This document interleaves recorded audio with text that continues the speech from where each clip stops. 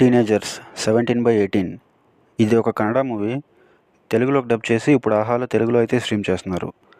ఇక ఈ మూవీ చూసిన తర్వాత నాకేమనిపించిందంటే నచ్చిందండి. మంచి మెసేజ్ ఉంది మూవీలో. స్క్రీన్ ప్లే అయితే చాలా గ్రిప్పింగ్గా ఉంది.